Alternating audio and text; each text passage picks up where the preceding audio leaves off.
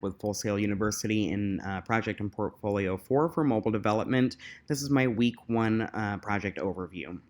So this week, the milestones that were completed were providing users with the ability to create a new account by providing an established email address and password, or logging into an existing account.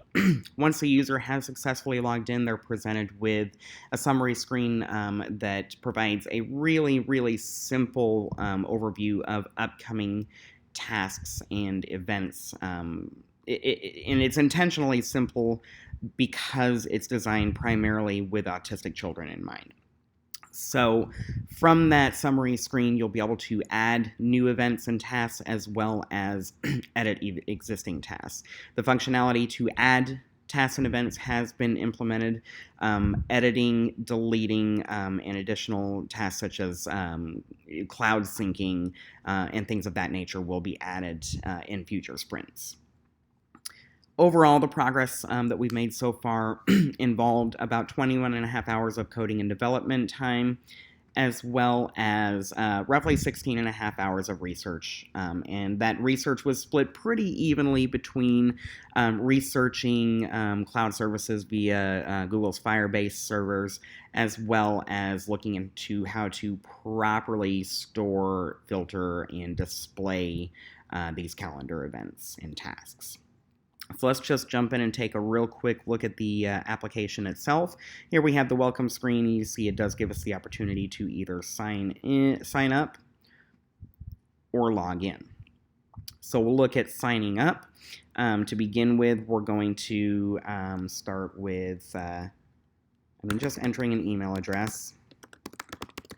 If you don't enter a valid email address, you will be reprompted.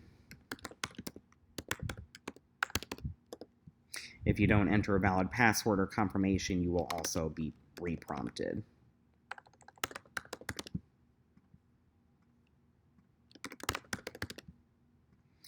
So once you've entered valid credentials there, you'll be asked to enter a 4-digit numeric parent code.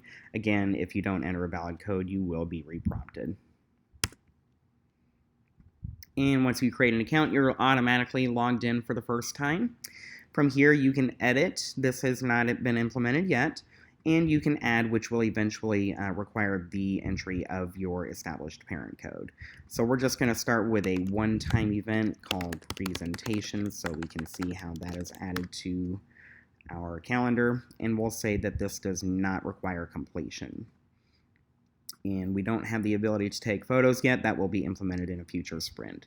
So we've added that, and you see over here on the right-hand side is where we would be required to indicate that the task has been completed if this is a task that requires completion. So let's go back and add a weekly event, or a daily event.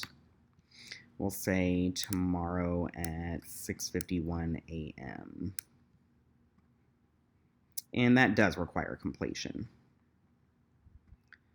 So here we'll have a blank completion indicator.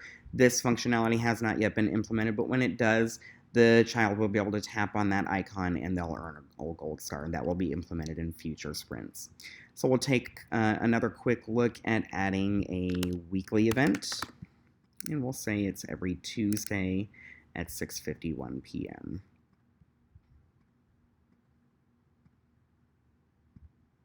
So here we see every Tuesday we have our weekly event. And we'll do one more quickly for daily or monthly and yearly events.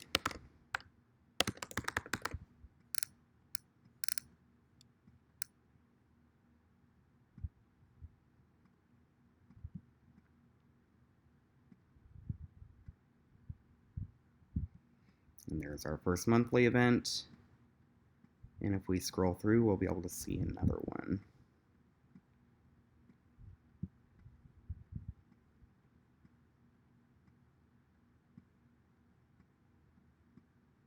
And there's our second monthly event. So those are populating correctly. We'll take one more look at a yearly event. You'll only be able to see the first one, however, because the app only populates as it is right now 60 days in advance to prevent overwhelming the child.